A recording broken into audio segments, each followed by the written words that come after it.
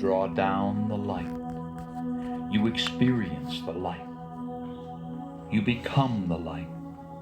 You radiate the light and you become one with the source of the light.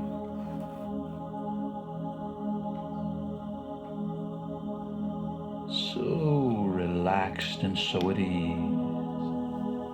So relaxed and so at ease. Allow a quietness of spirit to fill your body and mind with peace and balance and harmony. Peace and balance and harmony are yours. Be at peace. Feel the balance and know the natural harmony that always exists deep within. Deep within. Beneath the programming, you are love and peace and harmony. You are. You are love. Love is your core. Love is your essence. Love is the seat of your soul. So quiet your mind. Drift away. Drift away. Slowing down your thoughts as you drift away, flowing and floating on a sea of love, flowing and floating on a sea of peace, flowing and floating on a sea of harmony, harmony, balance and harmony. You are balance and harmony. And you drift away on peaceful vibrations from deep within. Deep within. You know you're a spiritual being having a physical experience. And this knowing, this deep inner knowing brings you peace, joy. You find joy in your awareness, joy in knowing your spiritual essence. And you open to the light. You radiate the light. And you are one with the source of the light. Breathing deeply and relaxing completely.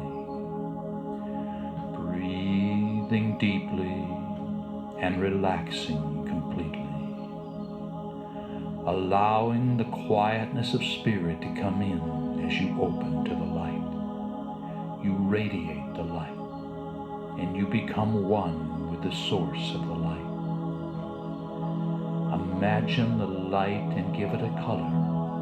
The first color that comes into your mind is the color your body desires to process as you meditate. Meditate. Meditate. Imagine the color, any color, and draw it down, a soothing, healing color. Draw it down and feel the light entering the toes of both of your feet at the same time. Visualize the color and feel the relaxing sensations of the color as it moves on down into the balls of your feet, into your arches, into your heels, and right on up to your ankles. Completely relaxed.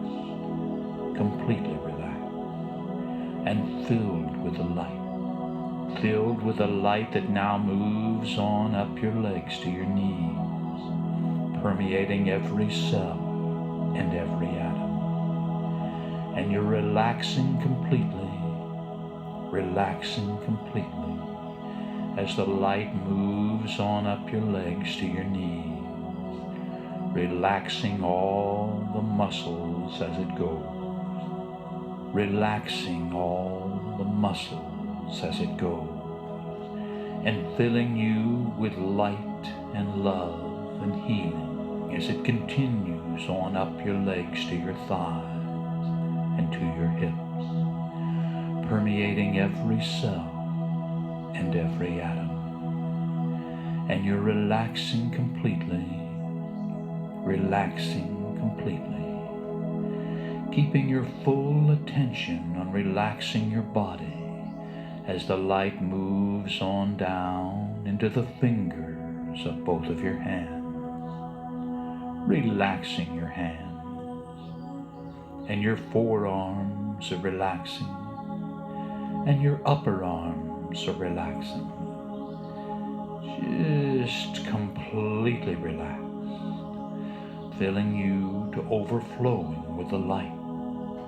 You're filled with the soothing, healing light that now moves on down into the base of your spine, relaxing your spine.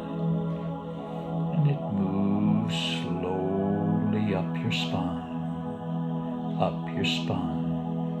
and into the back of your neck and shoulder muscles, relaxing the back of your neck and shoulder muscles, which are now filled with the light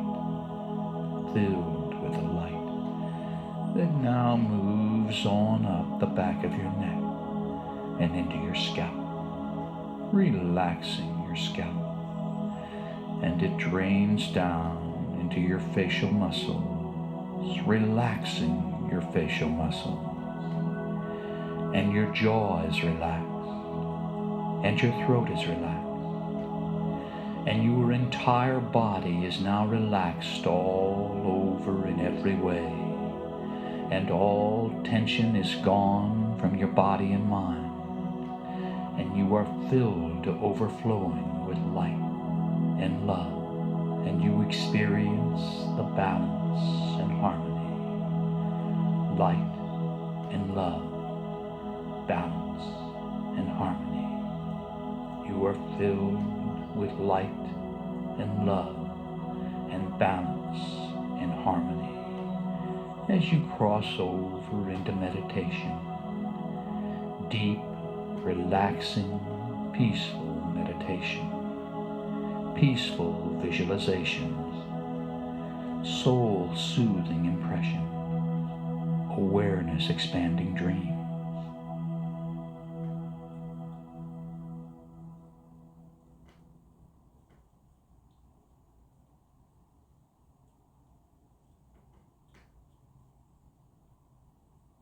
And you're thankful for spiritual awareness, understanding, thankful for your many blessings, and you are blessed, blessed even more than you know, blessed by your intuitive awareness, blessed to have the wisdom to better your life. And as you focus your awareness, you realize you're walking a sandy beach on a warm, overcast afternoon.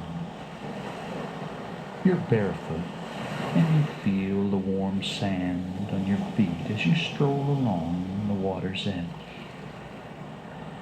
Lazy waves roll in, splashing over your feet and disappearing into the sand. A lone sandpiper patrols the water's edge. Above, seagulls wheel, dive, and drift on the air currents. And it feels good to be here. You feel at home, comfortable on the beach, relaxing as you walk back toward the small beach house where you're staying. Capture these images in your mind. Be here. Be at the beach, content, at peace.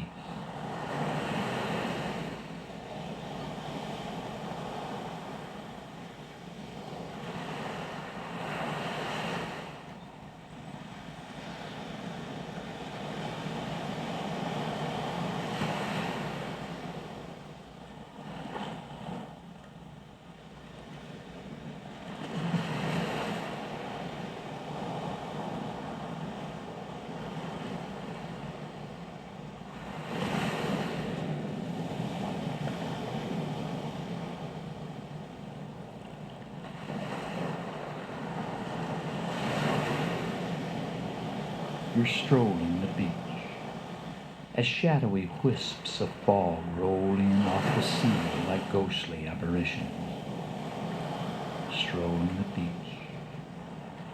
And up ahead is the beach house. Nothing else around. Just this small house on the dunes with a kitchen, a bedroom, a living room with a fireplace. And most important, a screened front porch where you've been sleeping since your arrival here. So go ahead, walk to the beach house, and go in and look around.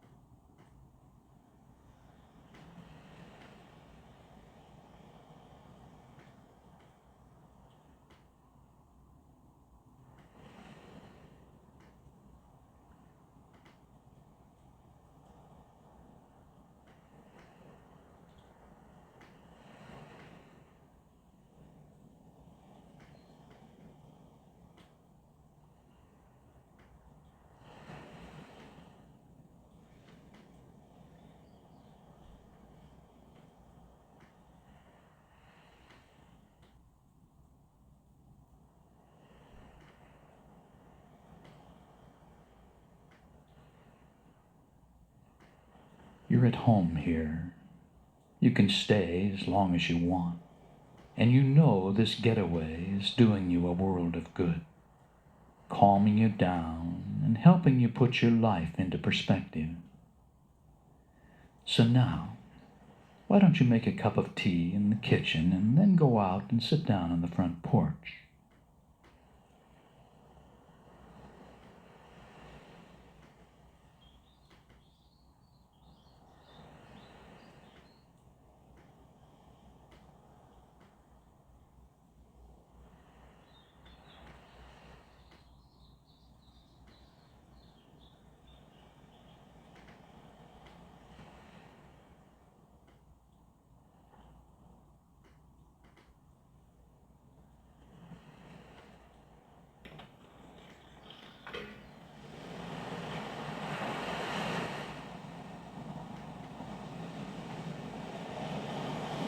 And as you sit on the porch sipping tea and looking out at the deserted beach, you feel a great sense of peace and contentment. You know all the people you love and care about are safe and secure.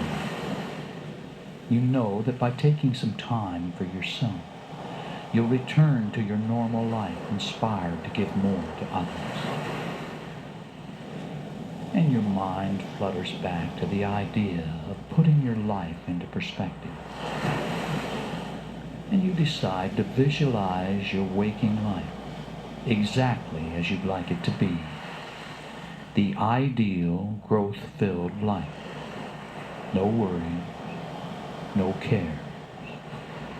Total peace and fulfillment on a day-to-day basis. Visualize.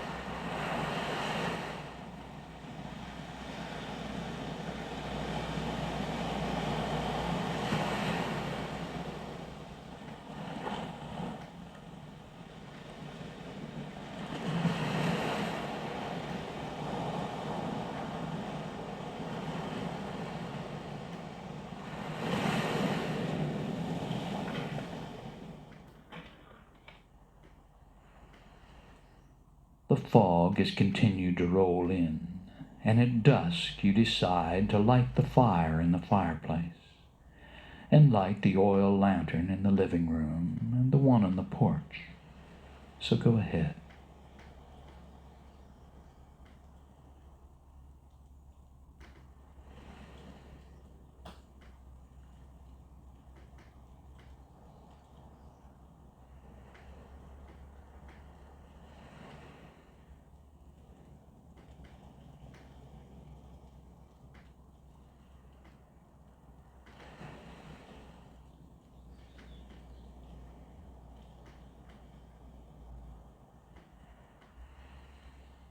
and your environment is now bathed in warm light.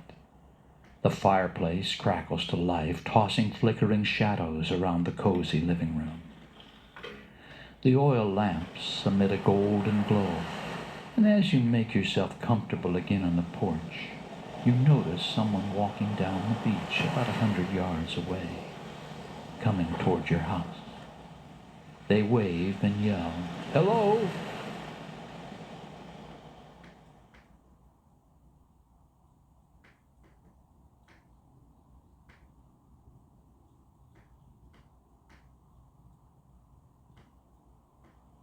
And as the figure comes closer, you realize he is older and dressed in a monk-like robe. "There are no other houses at this end of the beach," you say. He smiles and says, "I came to see you. My name is Michael." "Do I know you?" you ask. He shakes his head, but perceiving his peaceful essence, you invite him to join you on the porch and introduce yourself.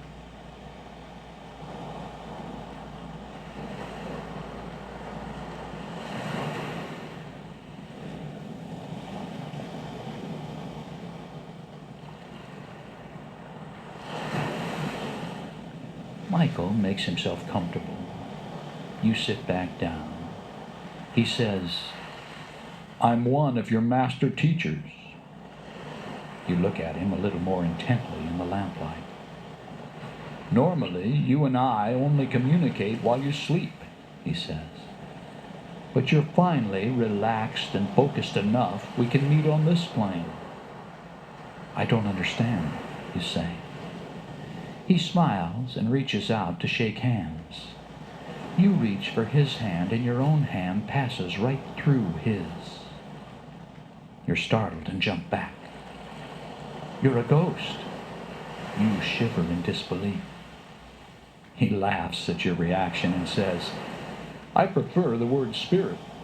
There's nothing to fear. This just seemed like a good time to talk."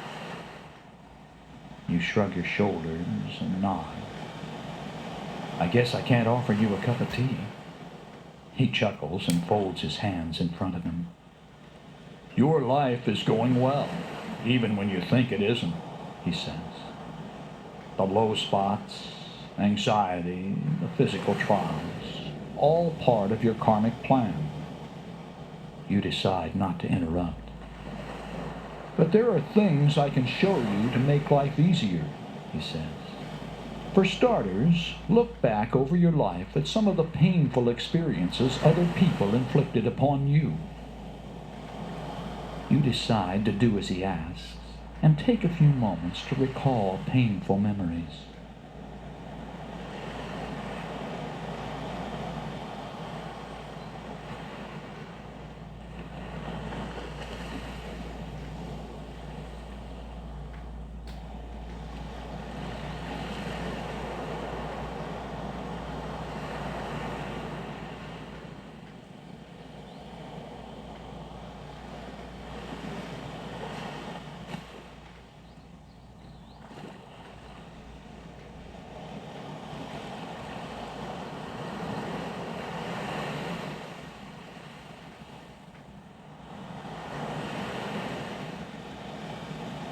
Michael says, "I'm familiar with those situations.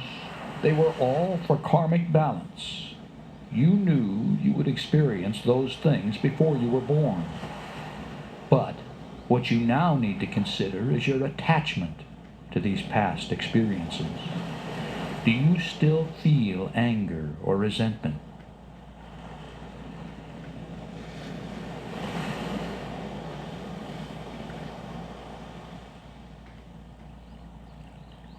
What about forgiveness? Can you forgive yourself and the others involved? Without forgiveness, there is no resolution of karma.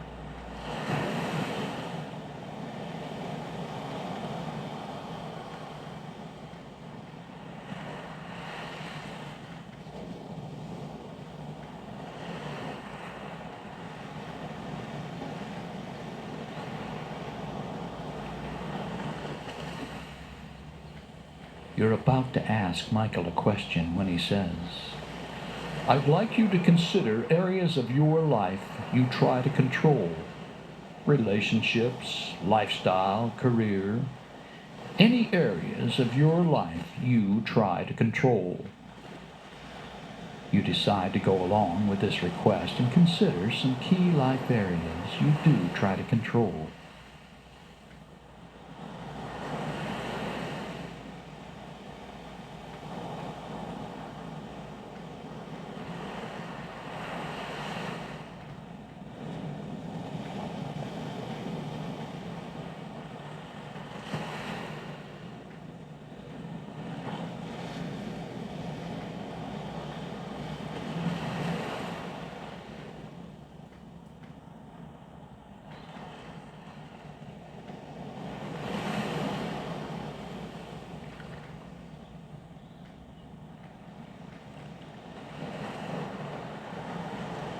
Michael is nodding when you look at him again. Life is beyond your control, he says. When you focus on external attainment, your life is a battle, and you'll never find peace on a battlefield.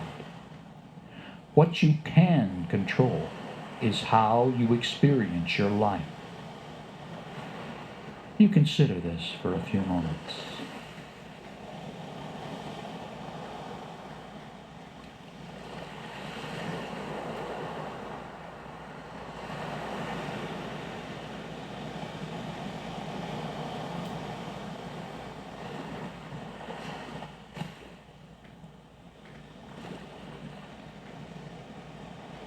It is now dark at the beach, and the sea breeze has turned chilly. Michael is smiling, and you feel the love he projects. You ask him, what does a master teacher normally do all day? There's never any shortage of people desiring to grow spiritually, he says. I share the level of wisdom they're ready to hear. You noticed insects buzzing around the oil lamp, desiring to get closer to the light. Desire, Michael says, as if reading your mind. You've spent your life driven by desire. Desire for relationships, sex, power, prestige, and possessions. Even desire for spiritual awareness. The mystics and saints would advise you to become desireless, but that's not realistic in your world. Desire is the source of your world. Desirelessness is anti-life. Rather than eliminate desire, you need to focus more of the creative power of desire on higher values. You take a few moments to consider your desires and how they might better serve your soul growth.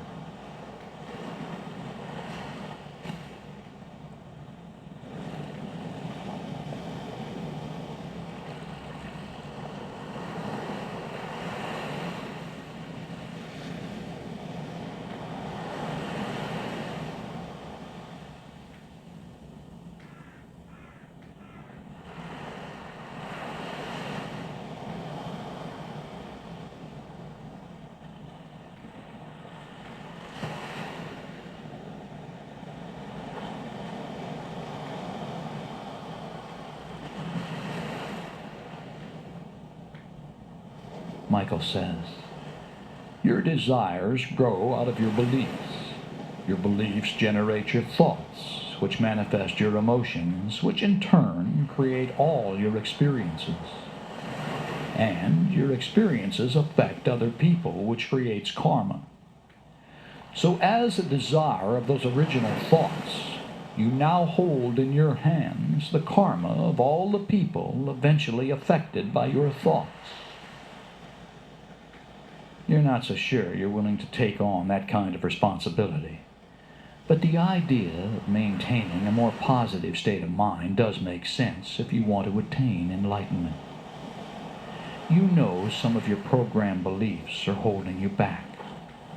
You decide to consider these for a few moments.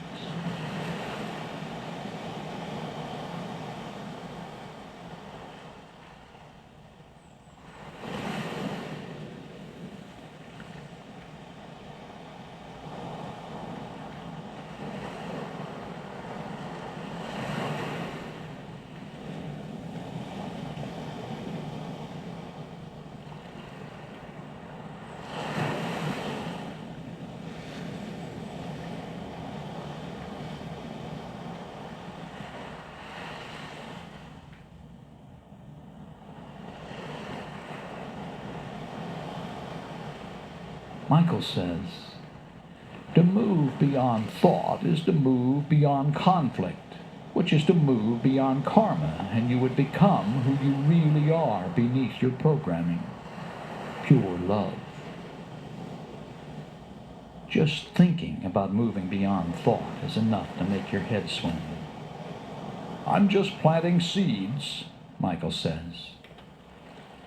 You tell him you're going to fix another cup of tea, so you get up, move through the living room where a fire crackles in the fireplace, and on into the kitchen to heat the water and fix tea.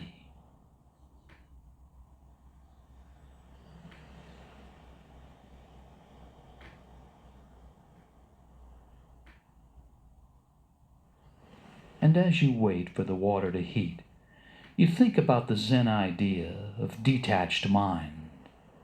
When outside conditions cause your state of mind to fluctuate from positive to negative, you allow the negativity to flow through you without affecting you. No blame, judgment, expectations, or desire to control. No new karma. So you decide to discuss this with Michael as you carry your cup of tea back to the porch. But Michael is not here. You open the screen door and walk down the wooden steps to the sand, and there is nothing to see in the darkness. You call his name, but there's no response. So you return to the house, to the living room, where you sit down facing the fireplace. Was Michael really here, you wonder? Does it matter?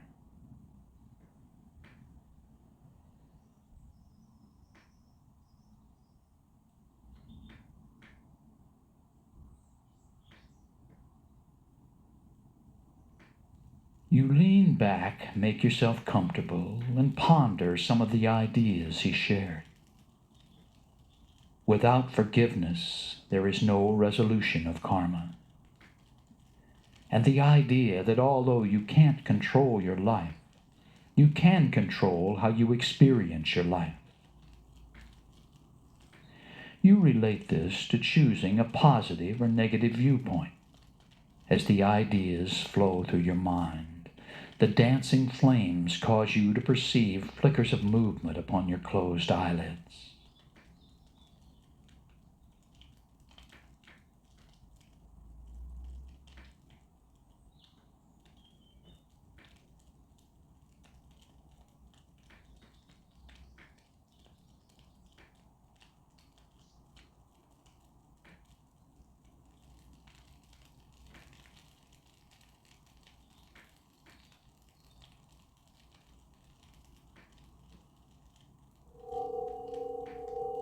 And it's as if you were emerging from a cave, out of the darkness, into bright daylight and a cloudless sky, into an environment that appears to be Grecian, maybe Atlantean.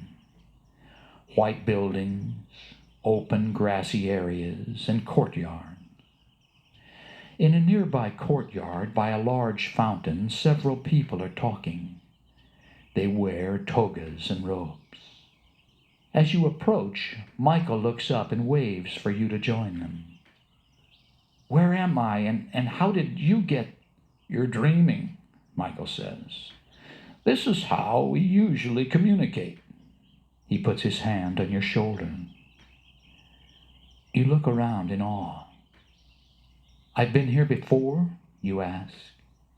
Here, many times. Other environments, many times, he says.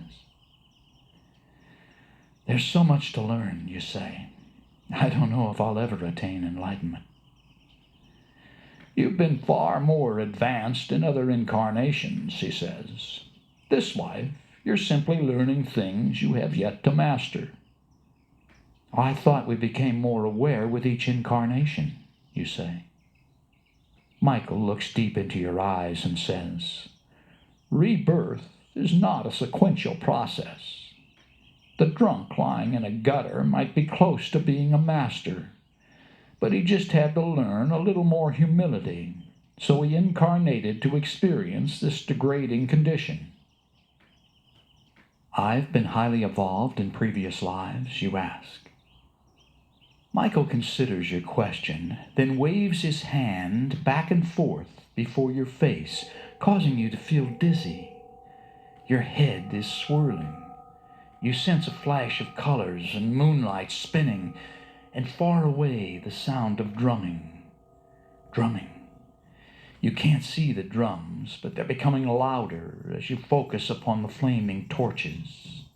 Hundreds and hundreds of torches and people dressed in colorful attire. For a moment you fight to keep your balance. Keep your balance. As you walk toward the stairs leading up the side of a flat-topped pyramid. On either side of you are people dressed like Aztecs or Mayans. You don't know.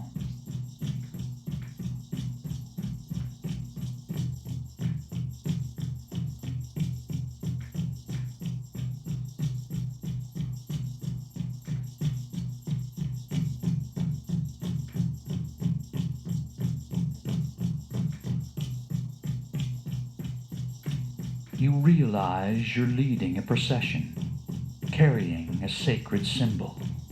And when you reach the stairs at the base of the pyramid, you begin to ascend, ascending the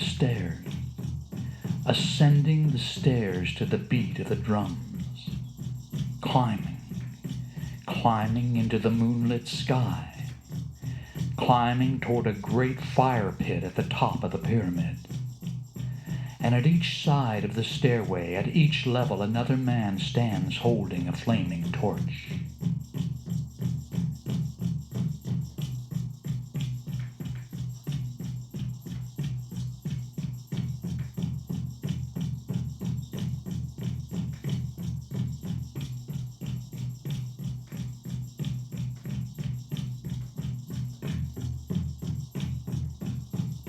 And as you reach the top of the pyramid, a white-robed priest speaks words in a language you do not understand, although you sense the meaning.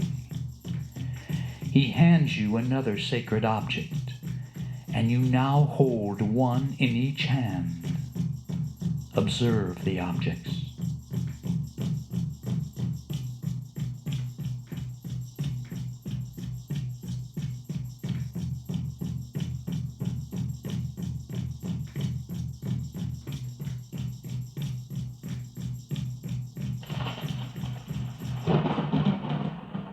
And as the drums stop, you turn to face the people below.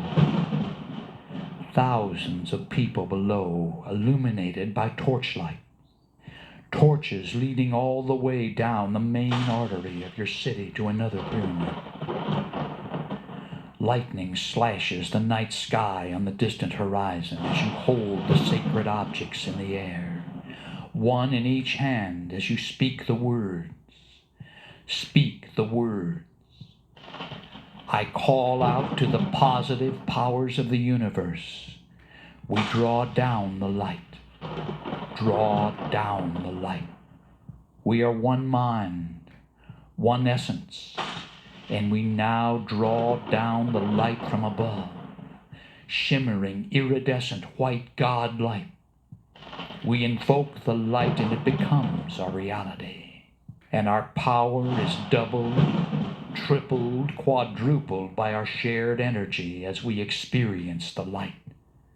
We radiate the light, and we become one with the source of the light. Lightning flashes around the pyramid as you continue to hold the objects in the air and chant your message. And from this moment on, we allow the light to cleanse and heal our bodies, minds, and spirits. We are channels for the light, and we rise above all negative earthly concerns.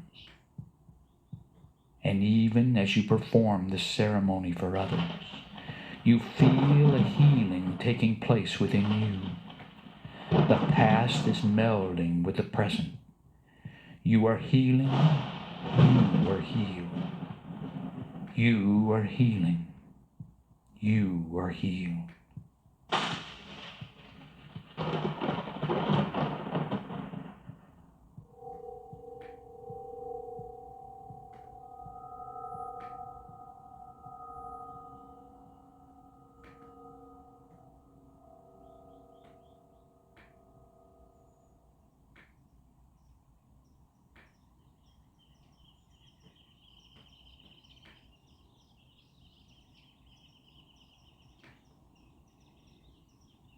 Welcome back, Michael says, as you realize you are standing before him once again. There's the fountain and the people dressed in togas and robes standing about conversing. Tell me about the life, you say to Michael, still trying to get your bearings. Within your past and parallel life history, you relate to thousands of incarnations and most historical periods. In past lives, you've had great knowledge. Would you like to revisit a lifetime of your direct lineage in which you experienced awareness? You nod.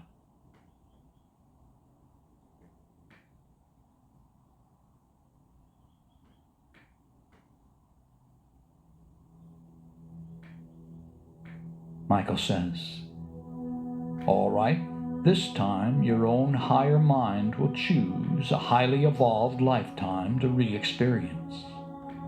When I wave my hands before your face and count to 3, vivid impressions will come into your mind, impressions from one of your past lives. Michael begins to wave his hand back and forth, right in front of your eyes, and he says, number 1, number 2, and number 3. Allow the impressions to form.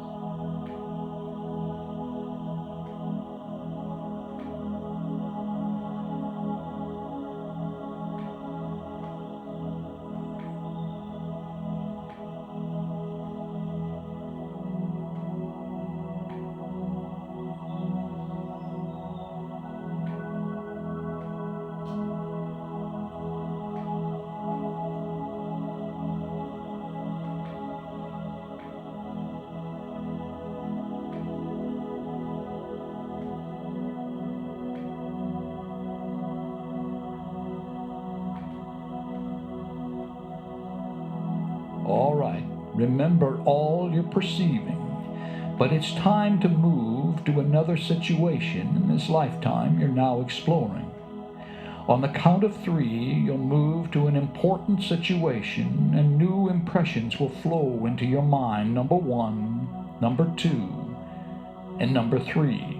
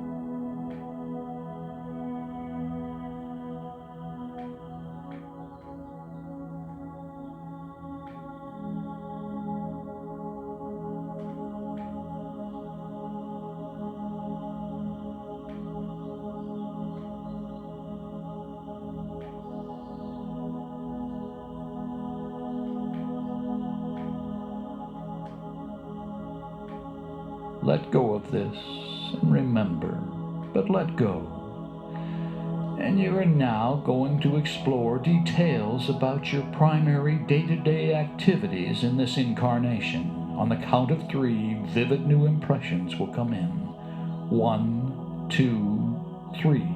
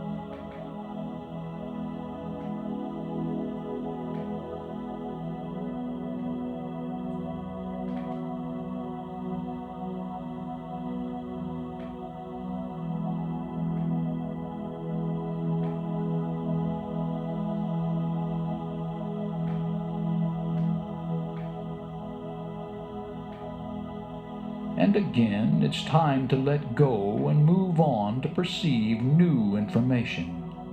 This time about what you learned in this lifetime. Explore your soul growth on the count of 3. Number 1, 2, 3.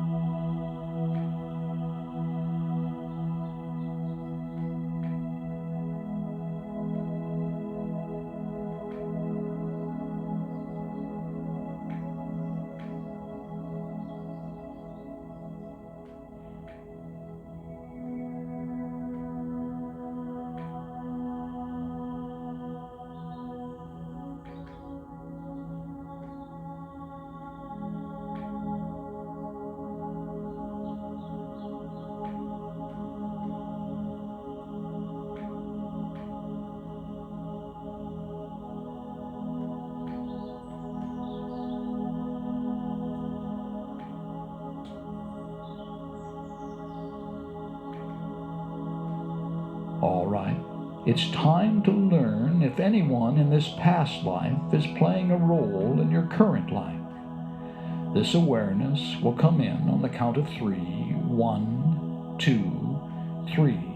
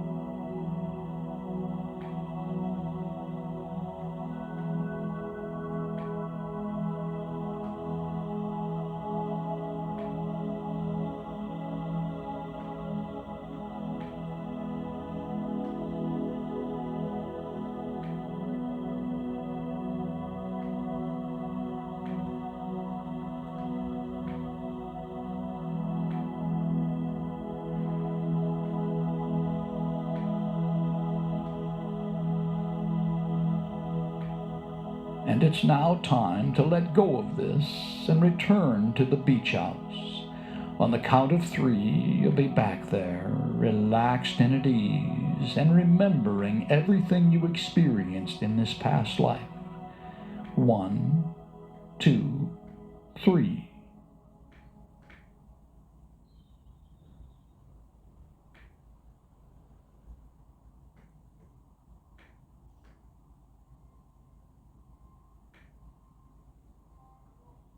And you're surprised to find that the fire in the fireplace has burned out, and it's light outside. You've been sleeping, dreaming with Michael. But it certainly felt like more than a dream, and your own past life. You shake your head, stretch, get up, and move out onto the screen front porch. The first rays of daylight are now breaking over the distant hills. You inhale the scent of the sea and notice a seagull flying high above. You watch the bird catching the air currents, pick up speed and rise up and hover, motionless, before wheeling off at an angle and swooping down toward the sea.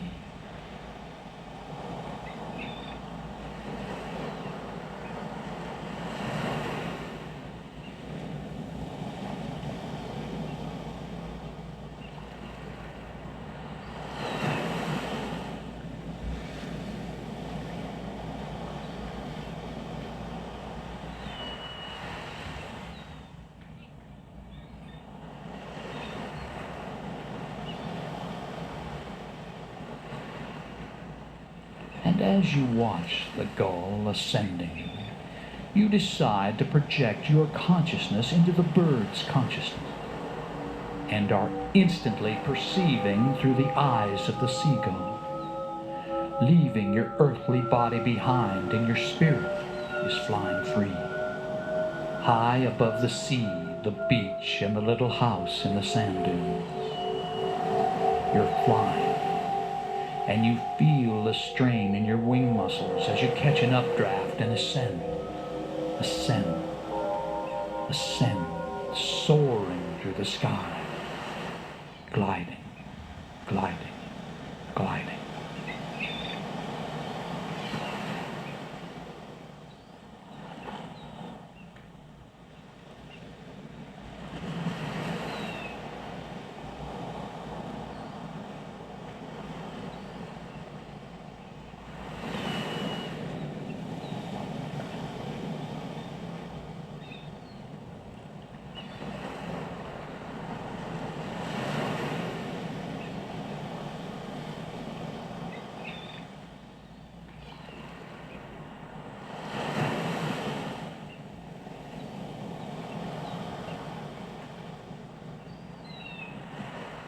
A smooth updraft of cool air carries you higher and higher and higher, ascending into a blue void. And way below is the ocean, the beach, and far beyond mountains spread out and disappear beyond the horizon. Ascending, ascending, ascending into a cloud which is heavy and moist, soaring free high above earthly entanglements. Freedom, freedom.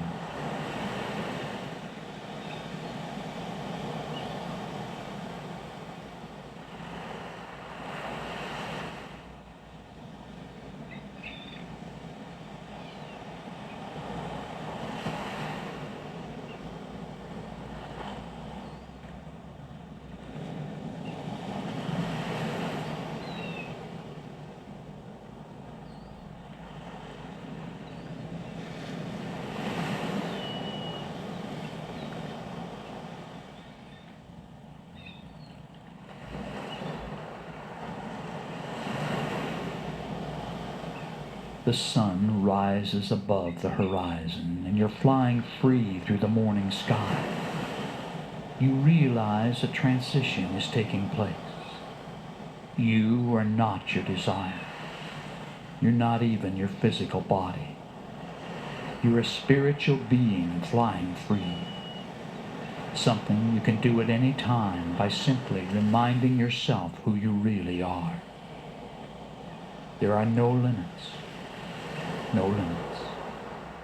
And you tip your wing and soar down toward the beach, spiraling down, descending, spiraling, descending, wings outspread, soaring, faster and faster, until you once again merge with your human body and find yourself standing upon the beach watching a seagull searching for a morning meal.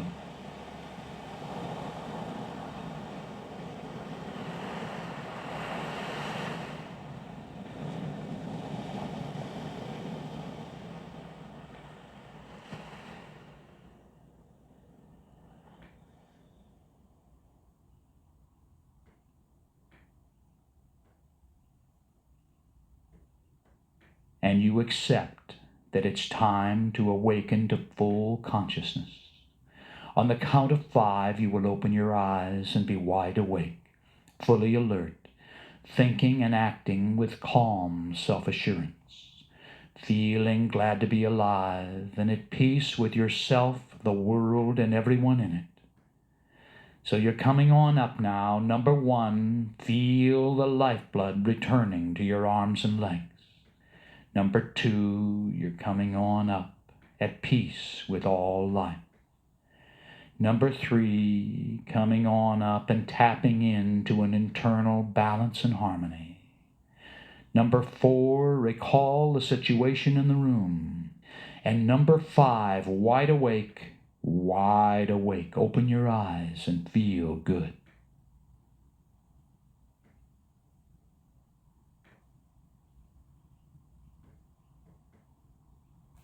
During the visit meditation, Michael shared some wisdom teachings. Now I'd like to add some more. In my book, Radical Spirituality, I end the volume with 69 reminders of how to walk an evolutionary spiritual path. Number 1. Your earthly purpose is to cast away your fear-based emotions.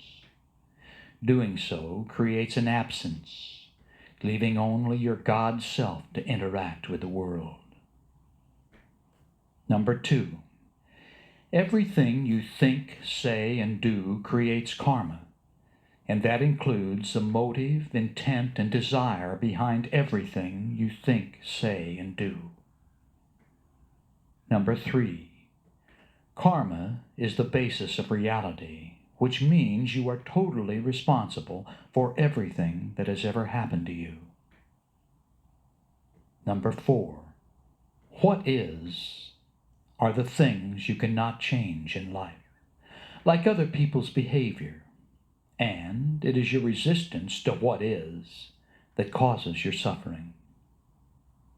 Number 5.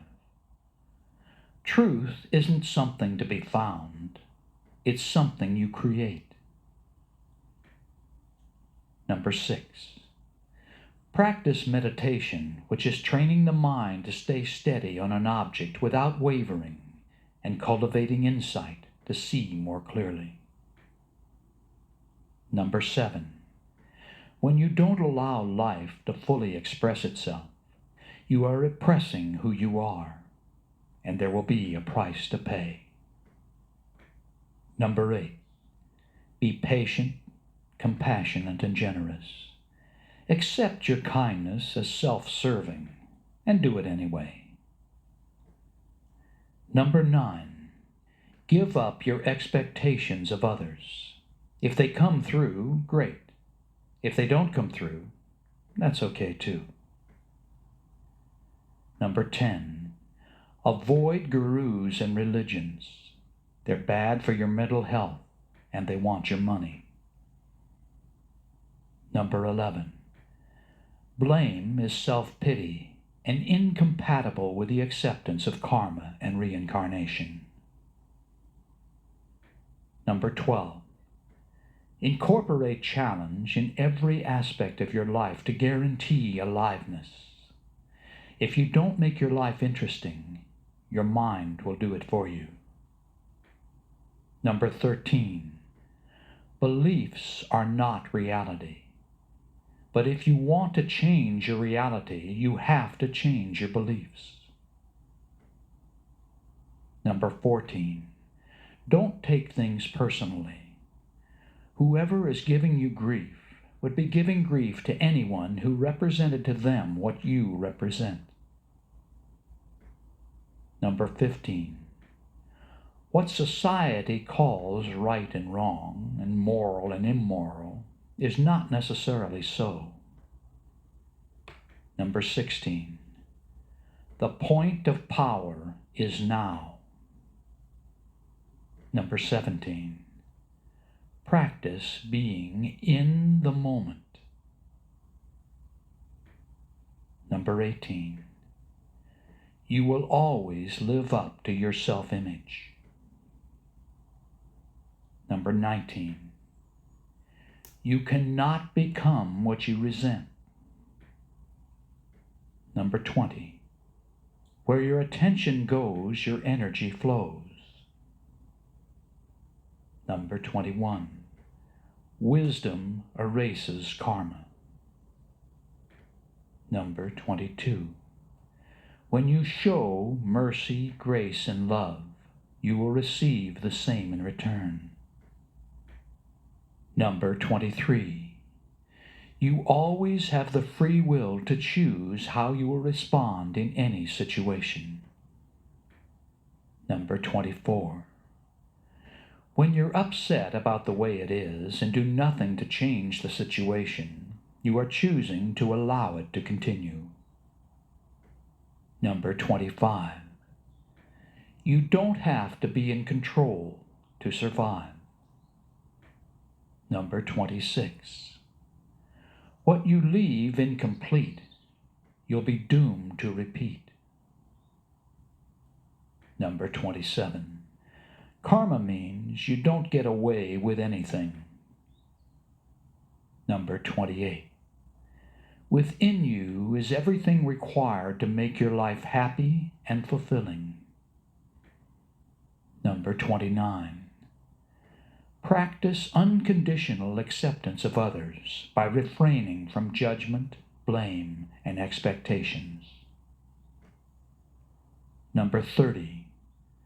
Other people are a mirror for you because the traits you respond to in others you recognize in yourself. Number 31. Everything manifests begins with an idea. Ideas and experiences create beliefs, which in turn create reality. Number 32. Awareness is measured by how much you let yourself know of your own truth. Number 33. Everything you refuse to forgive in yourself and others remains with you as karmic baggage. Number 34. What other people do does not affect you. What you think about what they do affects you. Number 35. We are all mirrors of our own thoughts, so unhappiness and failure are self-inflicted, while happiness and success are self-bestowed. Number 36. Every time you get upset with someone else, it's because you have expectations of approval or control. In other words, your expectations are in conflict with what is. Number 37. If you want to understand something or someone, you must observe without criticizing. Number 38. What you resist, you draw to you. Number 39. Whatever you can conceive and believe, you can achieve, as long as your desires are realistic and do not conflict with the free will of others. Number 40. What you deny in others will be denied to you. Number 41. Love others as you would be loved, treasuring their uniqueness while accepting them as they are. Number 42.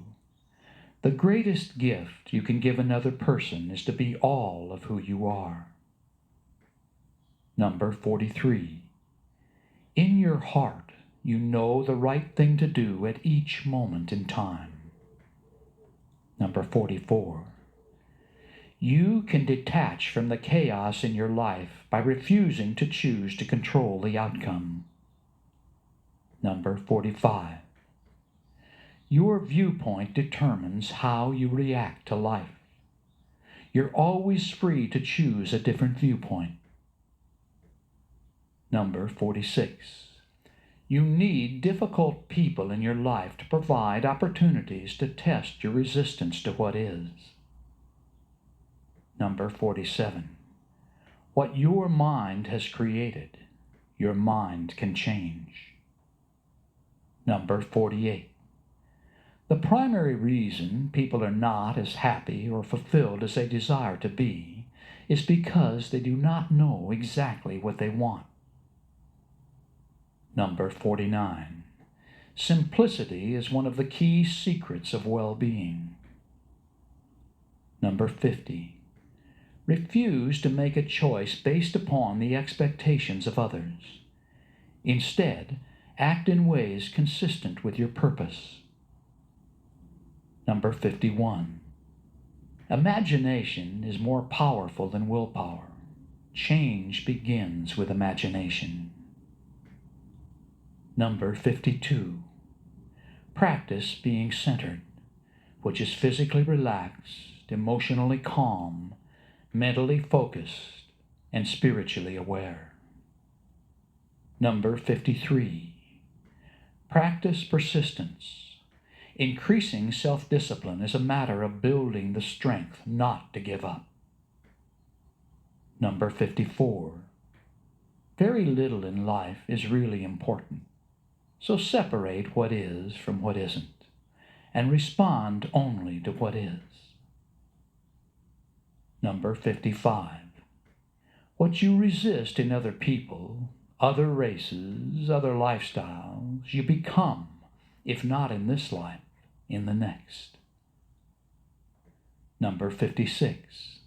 In life you experience what you are deeply convinced is so. Number 57. Value being who you are more than being accepted. Number 58. You are body, mind, spirit, not body and mind and spirit. What your mind doesn't handle, your body will try to resolve, draining spiritual energy in the process. Number 59. Suffering is also the source of your awakening. Number 60. When you're upset or life isn't working, become an observer by mentally filtering the situation through the observer's detachment. Number 61. You will never succeed beyond the size of your vision, so think big. Number 62.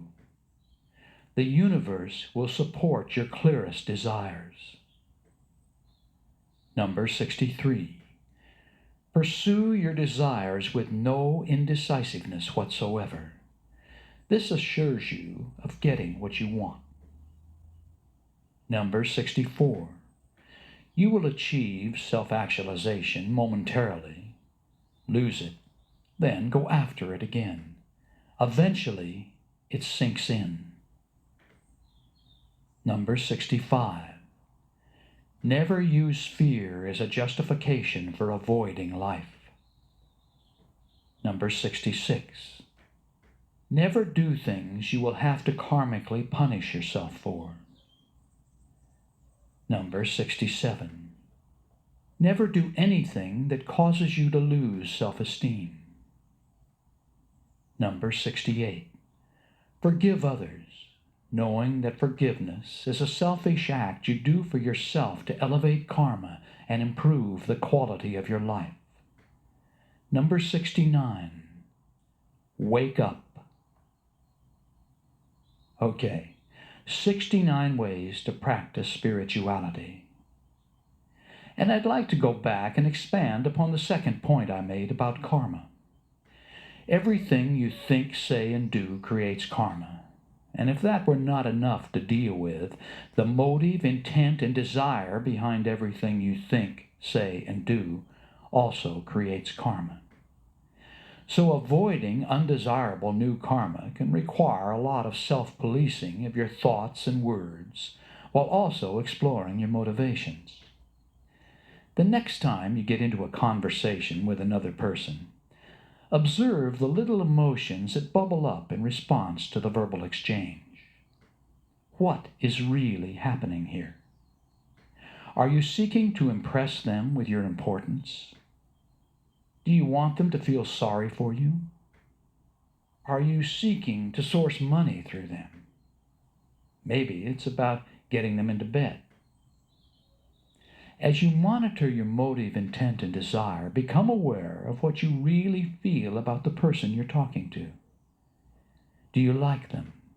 Are you pretending to like them? Do you fear them?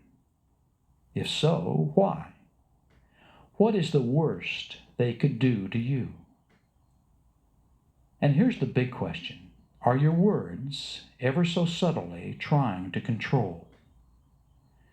In close relationships, there are 8 primary ways people try to control others. First is guilt, which is always used to hurt or manipulate. Anger is especially effective against those unnerved by openly aggressive behavior. Criticism and insecurity upset someone's balance by attacking their thinking or behavior. Obligation is often in the form of an unspoken agreement. In other words, if I do this for you, you'll have to do this for me. Withholding is a primary manipulative ploy used in intimate relationships. Helplessness allows a manipulator to claim he can't do what he needs to do unless you do what he wants you to do. Teasing appears loving and affectionate on the surface, but as a way for the teaser to make an indirect statement. Questions can be manipulative when the person asking the questions already knows the answer. My question for you: who do you attempt to control? Are you aware of unspoken motives, intents, or desires? To avoid the karma, can you deal with the situation directly and honestly? You may want to turn off this player to consider these ideas. If you do, when you return, click on track 9.